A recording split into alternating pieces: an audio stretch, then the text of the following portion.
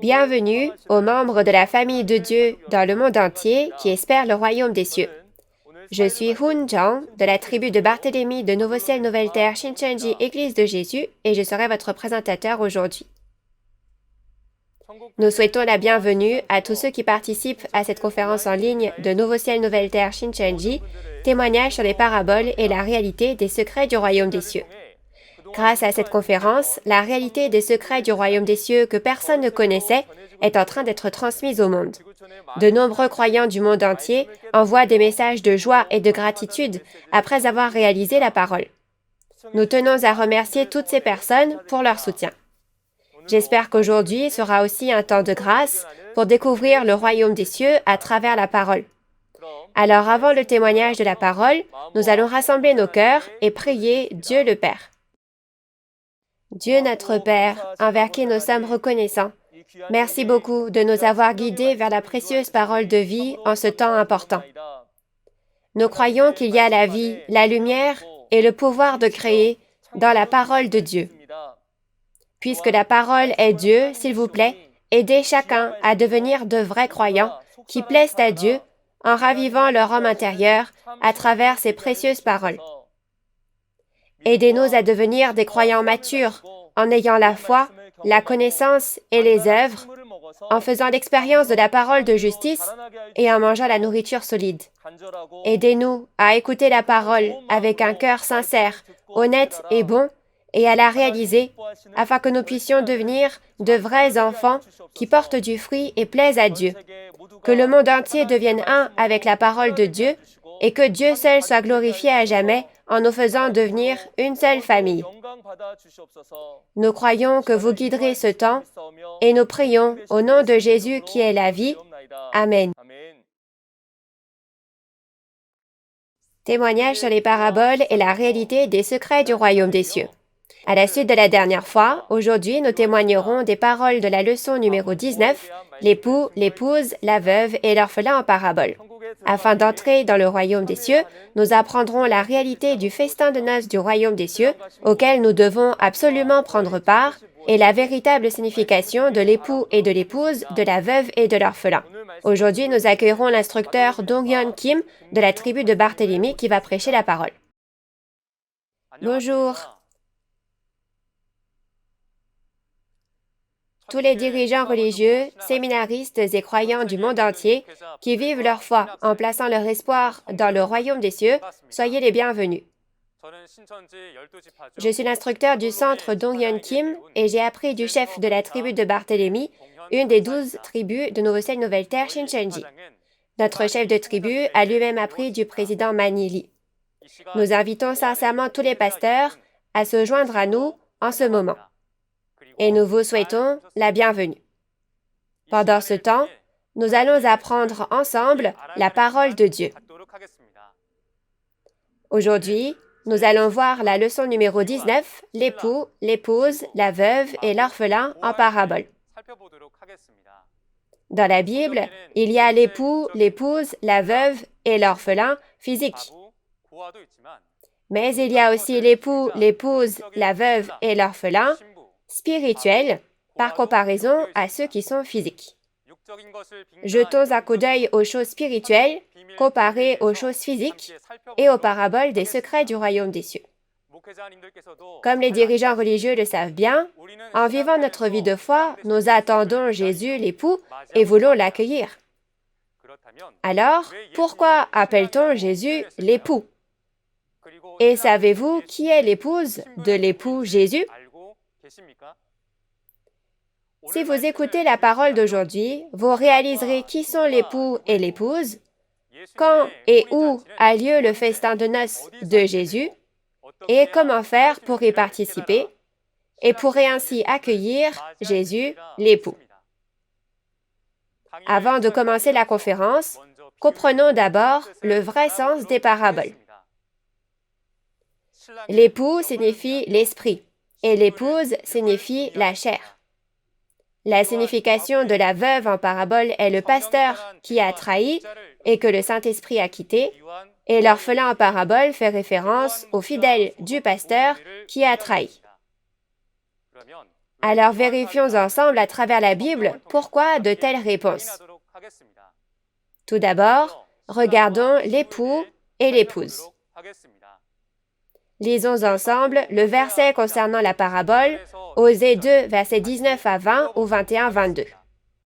Israël, c'est pour toujours que je t'obtiendrai en mariage. Pour t'obtenir, je paierai le prix, la loyauté et la justice, l'amour et la tendresse. Oui, je t'obtiendrai par la fidélité, alors tu me reconnaîtras comme le Seigneur. Comme nous l'avons vu dans Osée 2, 19 à 20 ou 21-22, Dieu a dit « Je t'obtiendrai en mariage ». Alors Dieu est l'époux et la personne à qui il s'adresse est l'épouse de Dieu, n'est-ce pas? C'est un mariage spirituel entre l'époux qui est esprit et l'épouse qui est chair. Pour identifier cet époux et cette épouse spirituelle, examinons leurs caractéristiques physiques. La Bible parle de l'époux et de l'épouse spirituelle en utilisant les choses physiques. Premièrement, si l'on regarde les caractéristiques physiques, l'époux et l'épouse se marient et vivent ensemble dans la même maison. Et l'époux donne la semence à l'épouse, et l'épouse reçoit cette semence, donne naissance à des enfants et les nourrit. Alors l'époux spirituel est celui qui donne la semence spirituelle, n'est-ce pas? Dans la Bible, la semence en parabole signifie la parole. Alors l'époux est celui qui donne la semence, c'est-à-dire la parole, donc il est l'esprit. Et l'époux spirituel, qui reçoit la parole de la part de l'esprit, l'époux, est donc la chair. Dans Galates 4, verset 19 aussi, l'apôtre Paul se compare à une femme spirituelle. Donc l'épouse signifie le pasteur physique. Le pasteur reçoit la parole de la part de l'esprit et nourrit les enfants, c'est-à-dire les fidèles, avec la semence de la parole. Regardons l'époux et l'épouse spirituelle dans la Bible à travers ce principe de l'époux et de l'épouse physique. Comme nous l'avons vu dans Osée 2, 21 à 22, la prophétie de l'Ancien Testament, Dieu a dit au prophète Osée « Je t'obtiendrai en mariage ». Puisque Dieu est dans la position où il obtient en mariage, il est l'époux. Jérémie 31, verset 32 dit aussi que Dieu est un époux. Osée que Dieu l'époux épousera est donc dans la position d'épouse, n'est-ce pas? Alors Dieu a-t-il vraiment épousé Osée?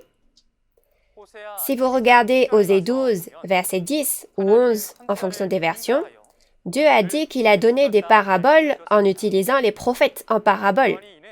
Donc, c'est une personne utilisée en parabole. En d'autres termes, tout comme Dieu a dit qu'il épouserait Osée, lorsque les prophéties de l'Ancien Testament s'accompliraient, Dieu a promis qu'un homme qui serait comme son épouse, avec qui il se marierait, apparaîtrait. Alors, qui était cette épouse choisie par Dieu et avec qui il était au premier avènement? Dans Matthieu 3, verset 16, il est dit que le Saint-Esprit de Dieu est venu sur Jésus. Le Saint-Esprit de Dieu est l'époux, donc Jésus qui a été choisi par Dieu et qui était avec lui est l'épouse au premier avènement. Lorsque l'époux et l'épouse se rencontrent, ils se marient et vivent dans la même maison, n'est-ce pas? Dans Jean 10, verset 30, Jésus a dit que lui et Dieu sont un. L'Esprit de Dieu a pris la chair de Jésus pour maison et était avec lui. C'était donc un mariage dans lequel l'Esprit et la chair deviennent un. Alors, tout comme un époux marié donne la semence à l'épouse, Dieu donnera également la semence de la parole à Jésus, n'est-ce pas? Comme nous l'avons vu dans Jean 17, verset 8, il est dit que Dieu a donné la parole à Jésus. C'était la parole révélée de l'Ancien Testament Il lui a donc donné la semence spirituelle, n'est-ce pas? Alors Dieu est l'époux qui donne la semence et Jésus est l'épouse qui reçoit la semence. Et les disciples qui sont éduqués par Jésus sont les enfants. Pour résumer, Dieu qui est esprit au premier avènement est l'époux et Jésus qui est venu dans la chair est l'épouse. Mais voici une chose à laquelle il faut réfléchir ici. Les Juifs de l'Ancien Testament attendaient Dieu qui avait promis qu'il viendrait sur une nuée rapide. Mais Dieu qui est venu était un esprit, n'est-ce pas? Alors comment faire pour rencontrer Dieu qui est invisible? Pour cela, nous devons trouver la chair avec laquelle Dieu, l'époux, est, c'est-à-dire l'épouse. Alors comment pouvons-nous savoir que cette épouse est l'épouse de Dieu? L'épouse de Dieu est-elle d'une grande beauté? Ou avait-elle de bonnes notes à l'école? Ou faut-il appartenir à une dénomination célèbre pour être l'épouse de Dieu? Ce n'était pas le cas de Jésus. Son apparence n'avait rien pour plaire et il n'appartenait à aucune dénomination. Le fait que Jésus soit l'épouse de Dieu ne pouvait être confirmé que sur la base des paroles des prophéties de l'Ancien Testament. Cependant, les Juifs ne se souciaient pas des prophéties de l'Ancien Testament et ne suivaient que la loi de Moïse. Ainsi, ils n'ont pas reconnu Jésus et l'ont cloué sur la croix, n'est-ce pas? À cause de cela, ils n'ont pas pu rencontrer Dieu, l'époux. Aujourd'hui, nous ne devrions pas faire ainsi, n'est-ce pas? Afin de reconnaître la personne envoyée par Dieu, nous aussi, nous devons bien connaître et réaliser la parole de la promesse de Dieu. Alors résumons le mariage spirituel. Le mariage spirituel, c'est quand l'Esprit de Dieu épouse l'Esprit dans le corps et fait de ce corps, de cette chair, un foyer et qu'ils vivent ensemble pour donner naissance aux enfants du Saint-Esprit et les élever. Ensuite, lisons les paraboles de Matthieu 22, versets 1 à 2 pour identifier l'époux et l'épouse au second avènement. Jésus, prenant la parole, leur parla de nouveau en parabole, et il dit, « Le royaume des cieux est semblable à un roi qui fit des noces pour son fils. » Dans Matthieu 22, versets 1 à 2, il est dit que le royaume des cieux est un festin de noces, et que c'est une parabole. Qui est le roi qui donne le festin de noces rapporté dans la parabole? Et qui est le fils qui se marie? Le roi qui a fait ce festin de noces est Dieu, et le fils qui se marie est Jésus. Il est dit que Jésus est le fils qu'on marie, donc il ne revient pas en tant qu'épouse, mais en tant qu'époux, n'est-ce pas? Si c'est le cas, cela signifie que Jésus qui revient viendra en esprit. Pour confirmer cela, regardons l'Apocalypse où les prophéties du second avènement sont écrites.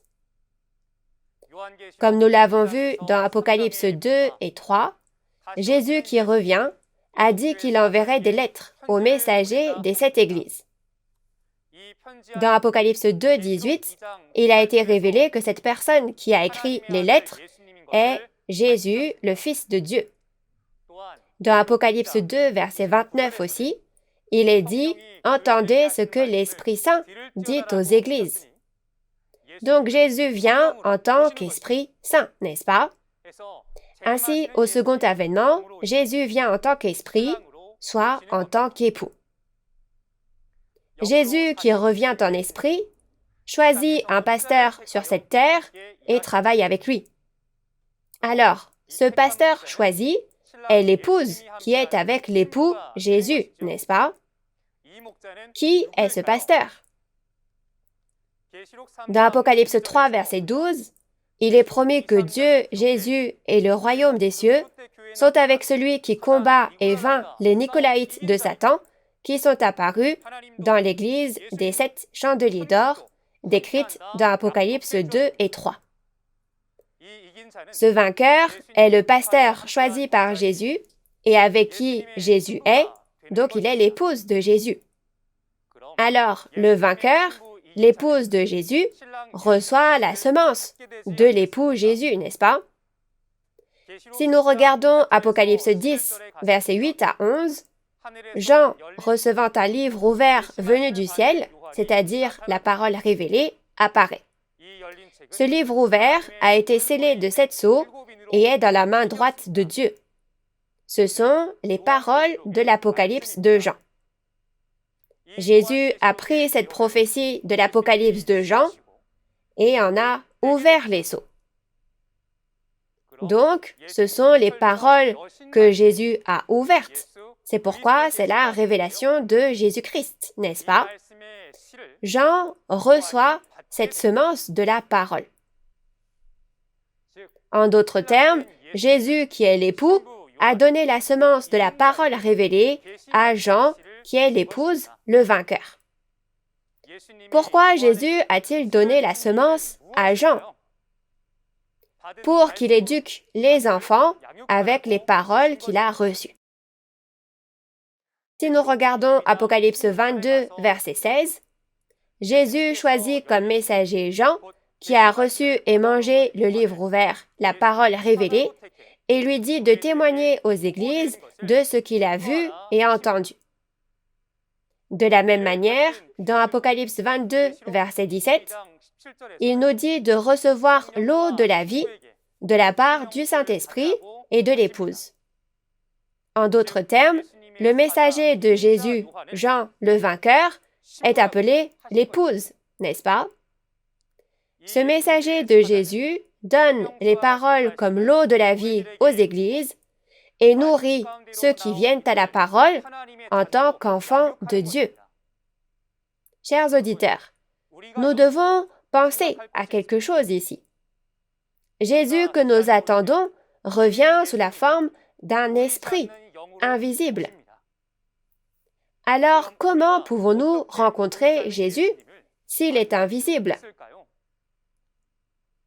Ce n'est que lorsque vous trouverez l'épouse sur cette terre que vous pourrez rencontrer l'époux Jésus. Si vous trouvez cette épouse, comment saurez-vous si c'est vraiment l'épouse que Jésus a choisie ou si ce n'est pas quelqu'un qui prétend être l'épouse de Jésus? Si c'est la véritable épouse de Jésus, elle doit apparaître comme promis dans l'Apocalypse du Nouveau Testament. L'épouse de Jésus n'enseigne pas en faisant elle-même des recherches sur la parole. Il est dit qu'elle a reçu le livre révélé qui a été ouvert par Jésus de la main de l'ange, comme dans Apocalypse 10, et qu'elle a vu et entendu sur place les événements du livre révélé, là où ça s'est accompli. Ne devrions-nous pas vérifier si quelque chose comme ça est arrivé à ce pasteur? Si vous ne connaissez pas les paroles de cet Apocalypse de Jean, vous ne pourrez reconnaître ni cette épouse, ni Jésus qui revient. Cette parole révélée est le chemin et l'enseignant qui nous conduit à Dieu, à Jésus et au royaume des cieux, n'est-ce pas? Par conséquent, nous devons absolument connaître cette parole du Nouveau Testament et la garder dans nos cœurs. Jusqu'à présent, nous avons vu l'époux et l'épouse appartenant à Dieu au premier et au second avènement. Cependant, si vous voulez les rencontrer, vous devez vous rendre à la maison du festin de noces, n'est-ce pas? Quand on doit se rendre à un mariage, et que le mariage était à midi, mais que vous avez oublié et arrivé à 17 heures. Alors, vous ne pourrez pas voir l'époux ni l'épouse, et vous ne pourrez pas non plus manger de plats délicieux, n'est-ce pas? Par conséquent, vous ne pourrez vous rendre à la maison du festin de noces que lorsque vous connaîtrez l'heure, le lieu et la preuve précise des noces du royaume des cieux. Alors regardons les paroles d'Apocalypse 19, versets 7 à 9.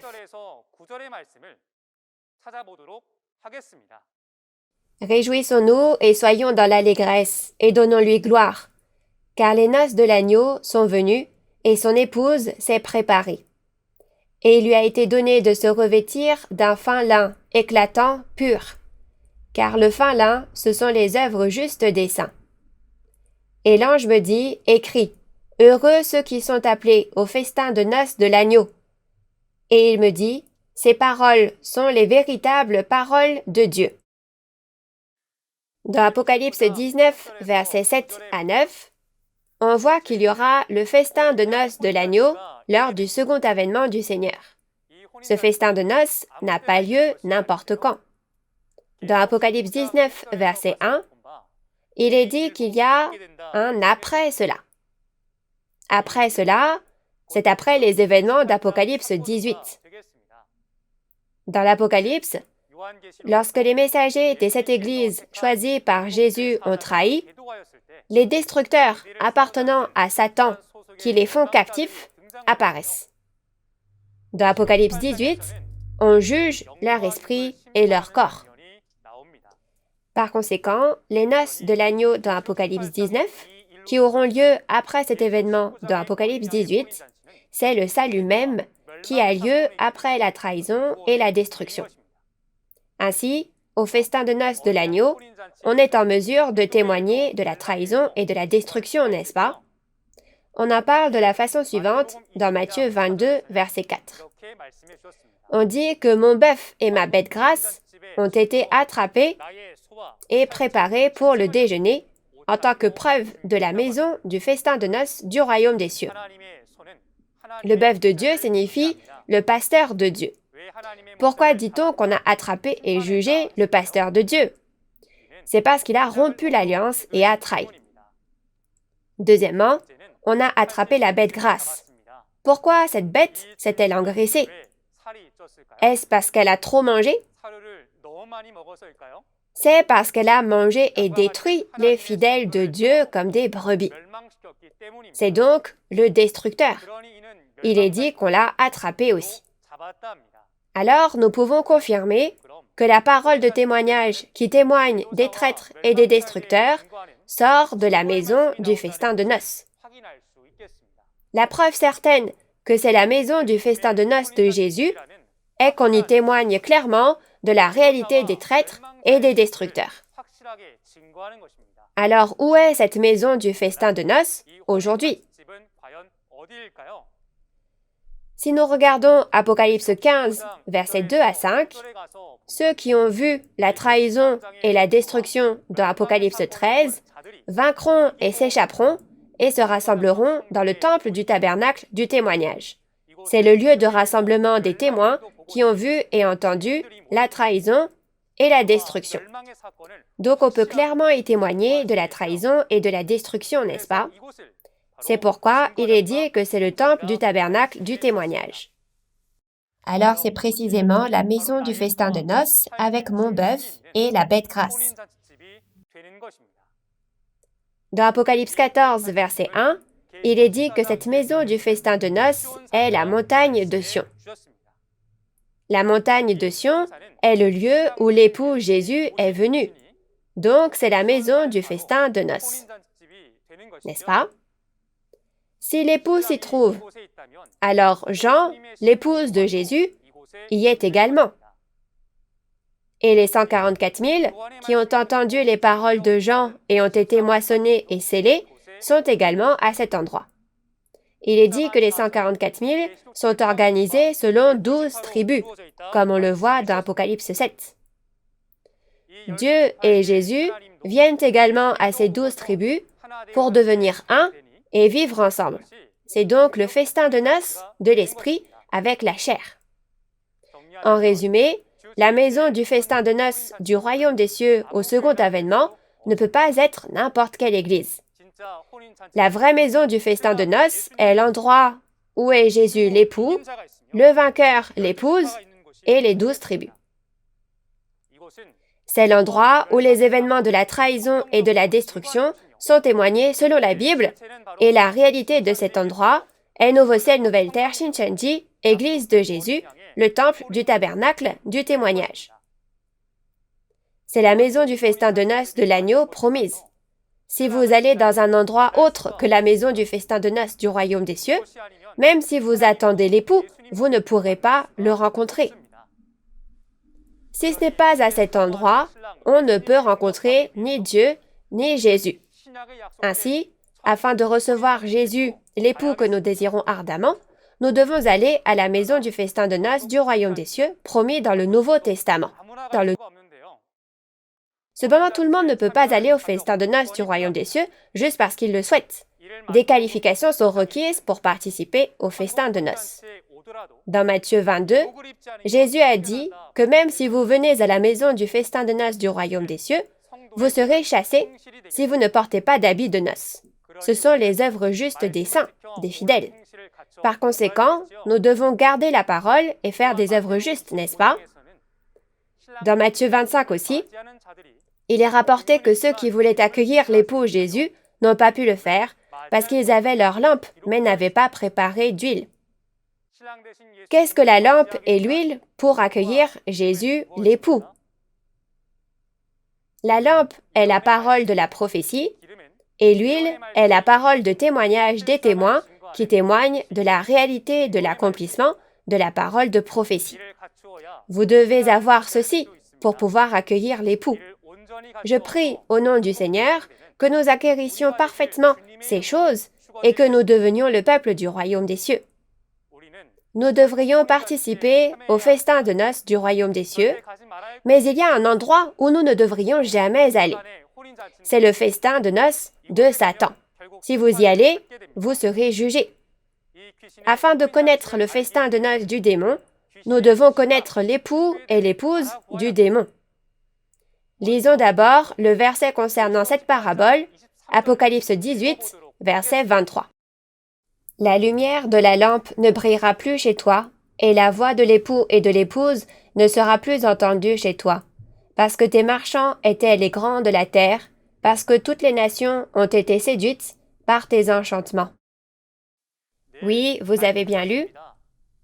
Dans la Bible, il y a l'époux et l'épouse appartenant à Dieu, mais nous pouvons également vérifier à travers la Bible qu'il y a l'époux et l'épouse appartenant à Satan.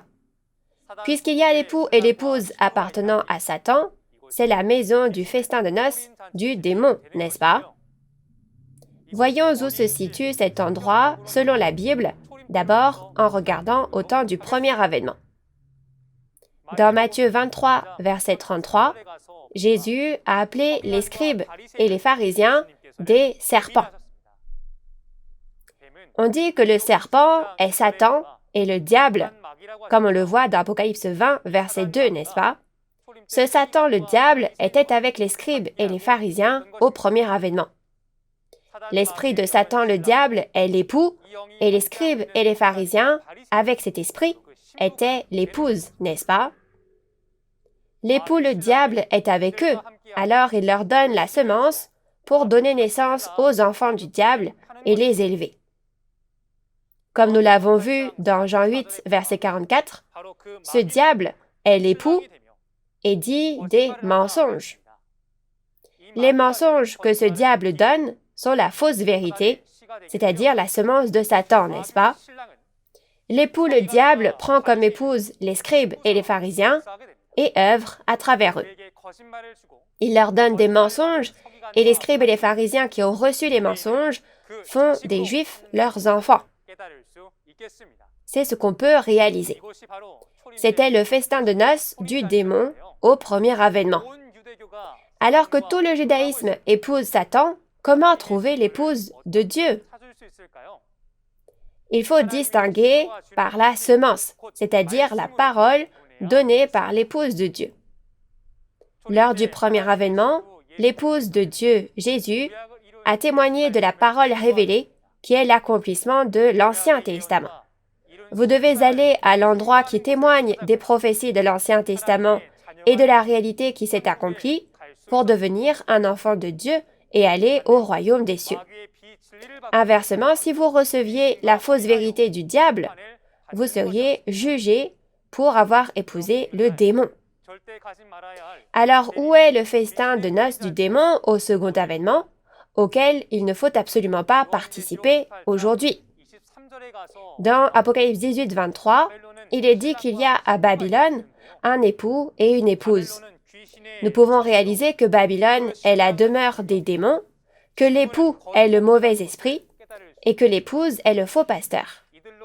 Il est dit dans Apocalypse 18, versets 2 et 3, que toutes les nations sont tombées à cause d'eux.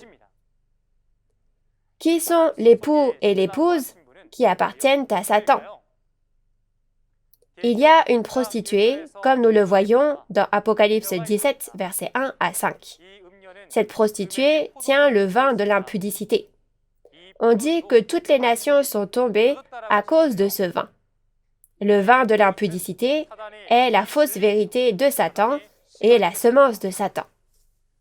Qu'est-ce que la prostituée? La femme en parabole dans la Bible est le pasteur. Ce pasteur n'a pas reçu la semence de Dieu, son mari, mais du diable. Ce n'est donc pas un vrai pasteur, mais un faux pasteur. Et les abominations qui lui sont nées sont précisément les fidèles des faux pasteurs. Il est dit qu'au second avènement, toutes les nations sont détruites par le vin de l'impudicité. Le fait que je figure parmi toutes ces nations, ne devrais-je pas alors penser à quel genre de festin de noces je participe? L'Apocalypse nous dit qu'il y a 2 festins de noces.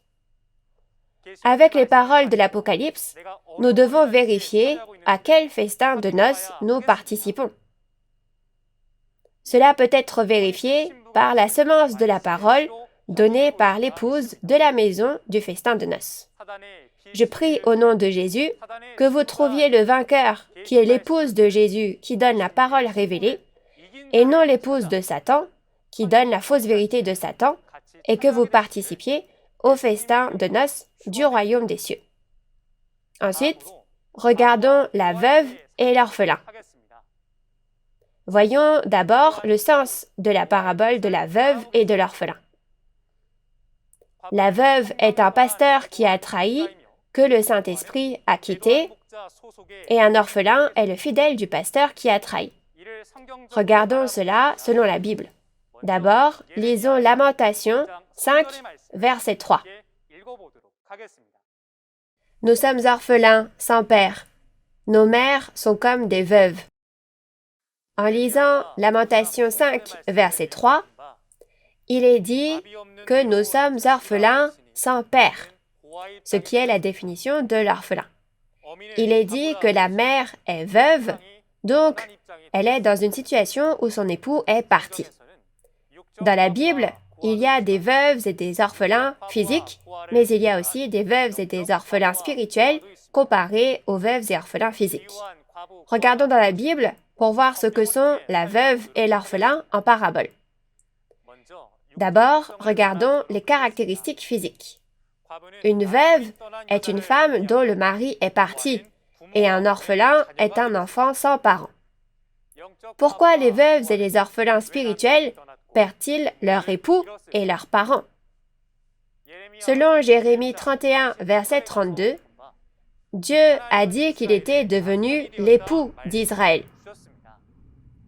Mais l'Esprit de Dieu n'a eu d'autre choix que de les quitter. Pourquoi? C'est parce qu'Israël a rompu l'alliance que Dieu leur avait donnée.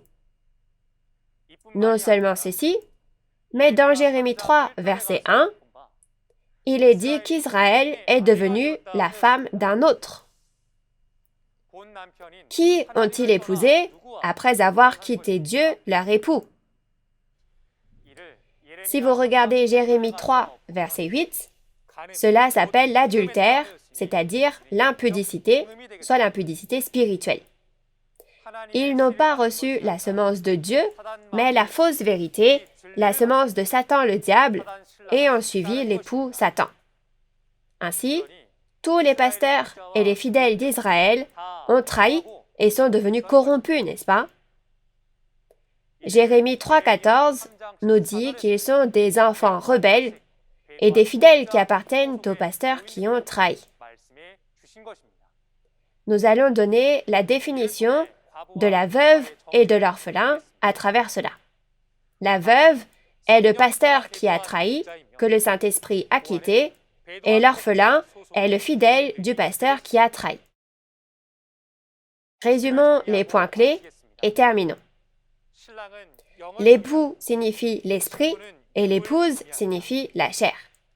La veuve en parabole est le pasteur qui a trahi que le Saint-Esprit a quitté et l'orphelin fait référence au fidèle du pasteur qui a trahi. Concluons et terminons la parole d'aujourd'hui. Dieu a créé l'homme. La raison était de demeurer avec lui. Cependant, à cause du péché d'Adam, Dieu ne pouvait plus être avec l'homme et il a dû quitter cette terre. Afin d'être à nouveau avec les hommes, Dieu a donné aux Israélites une alliance à travers Moïse, est devenu leur époux et les a guidés. Mais comme Adam, ils n'ont pas respecté l'alliance. Dieu les a quittés et Israël est devenu comme une veuve et un orphelin. Alors Dieu a promis de faire une nouvelle alliance dans Jérémie, chapitre 31. Le contenu de la nouvelle alliance est la promesse que le festin de noces de l'Esprit avec la chair, que Dieu a donné pour son Fils Jésus, aura lieu lors du second avènement du Seigneur.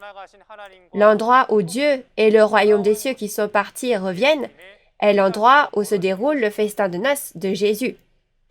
L'époux du festin de noces dans Apocalypse 19 est Jésus, et l'épouse est le pasteur promis du Nouveau Testament, le messager que Jésus a envoyé pour les églises aujourd'hui. On dit que ce pasteur donne gratuitement, avec le Saint-Esprit, l'eau de la vie à ceux qui ont soif. Je prie au nom du Seigneur que, comme prophétisé dans l'Apocalypse la Nouvelle Alliance, vous et moi trouvions l'épouse de l'agneau, écoutions les paroles de témoignage, croyons et participions au festin de noces du royaume des cieux. La prochaine fois, le meilleur instructeur donnera une conférence sur la leçon introduction numéro 20, la guerre entre Jérusalem et Babylone. J'espère que vous participerez et recevrez beaucoup de grâce. Dans le Seigneur, nous sommes un. En ce sens, nous terminerons en clamant vigoureusement « We are one ». We are one. Nous sommes un. Merci d'avoir écouté attentivement jusqu'au bout. Nous allons prier tous ensemble et finir. Dieu le Père, qui est plein d'amour et abondant en grâce, nous vous remercions sincèrement et vous rendons gloire pour votre grande grâce et votre amour. Nous croyons que Dieu le Père a créé cette terre, mais qu'il est parti à cause du péché d'Adam, et que Dieu est venu sur cette terre pour être avec nous à nouveau et a envoyé Jésus. Père, puisque vous avez dit que Jésus qui revient est l'époux et qu'il vient à notre rencontre, guidez-nous afin que nous puissions allumer la lampe de la parole et participer au festin de noces, la remplir d'huile et porter nos habits de noces, afin que nous puissions tous rencontrer Dieu, le Père, et Jésus. Père, accordez la réalisation à tous les dirigeants religieux, séminaristes et croyants qui écoutent cette parole en ce moment. Guidez-nous afin que nous devenions un dans la parole. Guidez-nous afin que nous puissions tous devenir We are one et devenir tous le peuple du royaume des cieux avec Dieu le Père. Le monde souffre à cause du coronavirus. S'il vous plaît, guidez-nous afin que le coronavirus se termine bientôt et que nous puissions vivre avec Dieu le Père sur cette terre. Nous rendons grâce et gloire pour tout et nous rendons grâce et offrons cette prière au nom de Jésus-Christ qui est la vie. Amen. La guerre n'a-t-elle donc lieu qu'au second avènement du Seigneur? Alors cette parole ne s'applique-t-elle qu'à ceux qui vivent dans la Jérusalem physique? Le nom de Babylone était écrit sur son front et c'était un secret. Quelle bête étrange, n'est-ce pas? Alors regardons la réalité de cette guerre au second avènement. Avez-vous reçu beaucoup de grâce à travers la parole? La prochaine fois, Nous vous parlerons de la leçon numéro 20, la guerre entre Jérusalem et Babylone en parabole. J'espère que vous participerez, réaliserez la parole et deviendrez les membres de la famille de Dieu qui entreront ensemble au royaume des cieux. En plus de la parole que vous avez entendue aujourd'hui, si vous avez d'autres questions ou demandes concernant la parole de Nouveau Ciel, Nouvelle Terre Shincheonji, veuillez nous contacter au numéro de téléphone affiché à l'écran. Nous vous guiderons en détail et avec amabilité. Pour finir, je rends grâce et gloire à Dieu de nous avoir accordé la parole aujourd'hui et nous clôturerons par la prière que le Seigneur nous a enseignée. Nous allons faire le Notre Père ensemble. Notre Père, qui es aux cieux, que ton nom soit sanctifié, que ton règne vienne, que ta volonté soit faite sur la terre comme au ciel. Donne-nous aujourd'hui notre pain de ce jour. Pardonne-nous nos offenses, comme nous pardonnons aussi à ceux qui nous ont offensés. Et ne nous laisse pas entrer en tentation, mais délivre-nous du mal. Car c'est à toi qu'appartiennent le règne, la puissance et la gloire au siècle des siècles. Amen. Ceci conclut la conférence en ligne de Nouveau Ciel, Nouvelle Terre Shincheonji, témoignage sur les paraboles et la réalité des secrets du royaume des cieux. Merci d'avoir été avec nous.